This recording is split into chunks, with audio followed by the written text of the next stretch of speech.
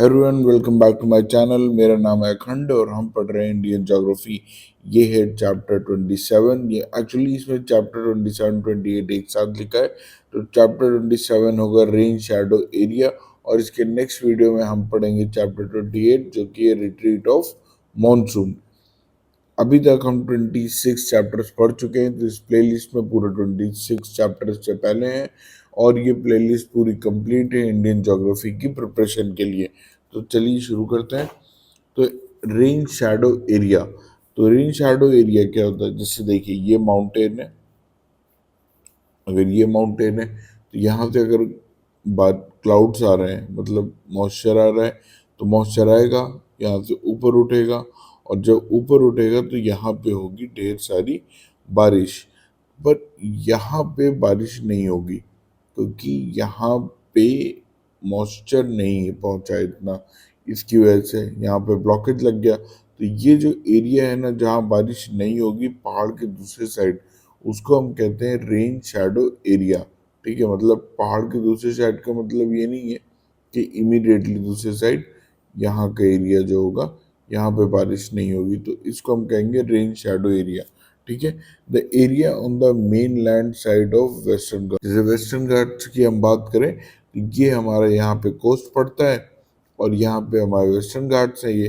तो और यहाँ पे हमारा है मेन लैंड, तो मेन लैंड में बारिश नहीं होती है क्योंकि वेस्टर्न घाट से सारा मॉइस्चर ऊपर उठ के यहाँ पे क्लाउड फॉर्मेशन करके बारिश हो जाती है। Less rainfall on the rain shadow area, यहाँ पे बहुत ही हल्की फुल्की बारिश होती है। जैसे यहाँ हमको पता है वेस्टर्न घाट्स में 250 सेंटीमीटर बारिश होती है, तो यहाँ बहुत कम होती है। इसके दो रीजन हैं। पहला लेस मॉइस्चर, यहाँ पे मॉइस्चर बहुत कम पहुंचता है। दूसरा एडियाबैटिक प्रोसेस। अब एडियाबैटिक प्रोसेस क्या होता है वो हम समझेंगे।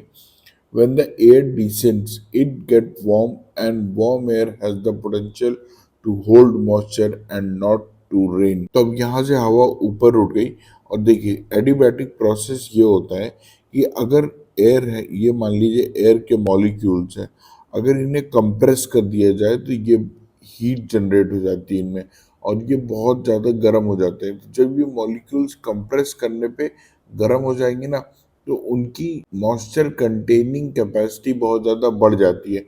पर जैसे ही ये ऊपर जाएंगे, ऊपर जाते ही ये एक्सपैंड हो जाएंगे। जहाँ ये एक्सपैंड हुए तो ये कूल डाउन होना शुरू होते हैं और जहाँ ये कूल डाउन हुए, और ये मॉलिक्यूल्स किस चीज़ के हैं? मॉइस्चर के। मॉइस्चर क्या है? Water vapour. और जैसे ही वाटर वेपर कूल डाउन हुआ तो यहाँ पे होता है कंडेंसेशन और फिर होती है रेनफॉल। तो हम यहाँ पे जैसे यहाँ पे ये बादल जो मॉइस्चर आ रहा था ऊपर उठ गया और ऊपर उठ के जहाँ ये आगे पहुंचा, अब यहाँ से ये डिसेंड करेगा नीचे क्योंकि इसके हेल्प से ऊपर उठा।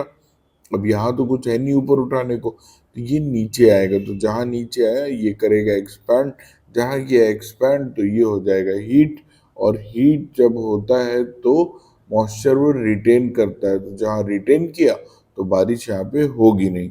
आई होप ये आपको समझ में आया होगा। अब हम देखें कुछ रीजन्स। तो कौन से ऐसे रीजन्स है जहाँ पे ये रेन शैडो एरिया पाया जाता है? विदर्भ, विदर्भ का एरिया। तो विदर्भ का है ईस्टर्न महाराष्ट्र को हम विदर्भ कहते हैं। ठीक है, ये जो हमारा महाराष्ट्र है यहाँ पे, तो इसका जो ईस्टर्न पार्ट है इसको हम कहते हैं विदर्भ। सॉरी, ईस्टर्न पार्ट इधर वाला है तो वेस्टर्न हो गया। वेस्टर्न में तो फिर भी हल्की फुल्की बारिश हो जाती है, ईस्टर्न वाले में नहीं होती है। फिर हमारा तेलंगाना वाला एरिया, यहाँ पे तेलंगाना, नॉर्थ कर्नाटक, तो यहाँ पे ये नॉर्थ का जो कर्नाटक का एरिया है यहाँ पे भी बारिश नहीं होती। ठीक है, evergreen forest in western Ghats, और वेस्टर्न घाट्स में हमेशा एवरग्रीन बने रहते हैं ये। ठीक है, अब ये बस था हमारा रेन शैडो एरिया का, इससे ज़्यादा हमको इसमें जानने की ज़रूरत भी नहीं है। ओके, तो ये कुछ क्वेश्चंस हैं जो कि हम रिवीजन करेंगे, हमने पीछे क्या पढ़ा, जिससे कि आपको याद रहे और पीछे की चीजें भूले नहीं। तो वेस्टर्न डिस्टर्बेंस का ओरिजिन कहाँ पे होता है? मेडिटेरेनियन सी में हमने देखा था। माउंट आबू का जो रेनफॉल होता है वो किसकी वजह से होता है?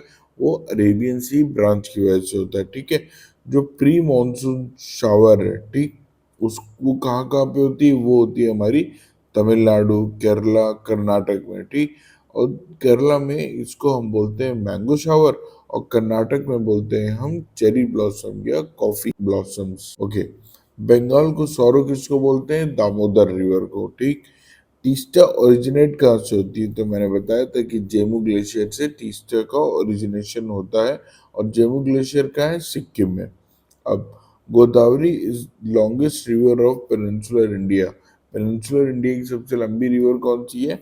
गोदावरी। ये है हमारा पेनिनसुलर इंडिया, और यहाँ पे बहती है हमारी गोदावरी। ठीक। हरिश्चंद्र रेंज ये कहाँ पे? ये है महाराष्ट्र में। ऊटी कहाँ पे पड़ता है? ऊटी हमारा ऊटी पड़ता है नीलगिरी हिल्स में, और नीलगिरी कहाँ है? हमारे तमिलनाडु में। ओके। डोडा बेट्टा ये कहाँ पे है? ये हमारे नीलगिरी में है, और नीलगिरी कहाँ है? तमिलनाडु में। ठीक। एक्चुअली तम नीलगिरी हिल्स जंक्शन में पड़ते हैं हमारे वाई के। ठीक है।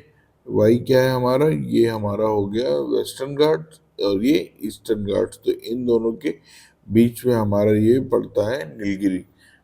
ये सेकंड लॉन्गेस्ट पीक है। कौन सी? डोडा बेटा। सेकंड हाईएस्ट पीक है। ठीक। डोडा बेटा। तो सबसे पहली कौन सी है? अनाईमुडी। और अनाईमुडी कहाँ पड़ती है? अन्नामलाई हिल्स में। तो ये जो थर्ड पार्ट है हमारा, ये अन्नामलाई हिल्स है। अब नीलगिरी का है हमारी? नीलगिरी हमारी तमिलनाडु, केरला और कर्नाटक में।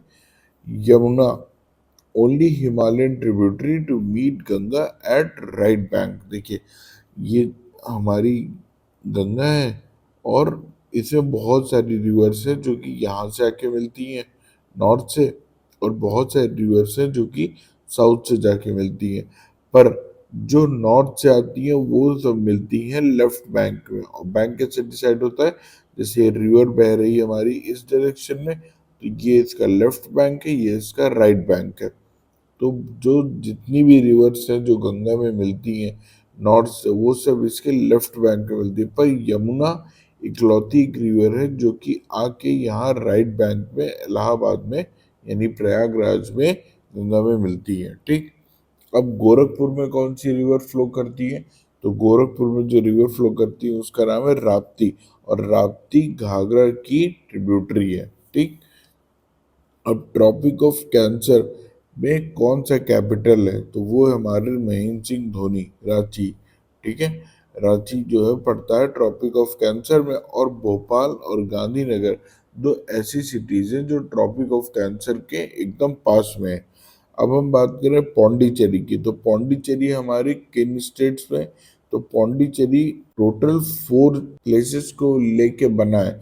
एक है माहे, माहे हमारा है केरला में, पौंडीचेरी और कराईकल ये है हमारा तमिलनाडु में। ठीक।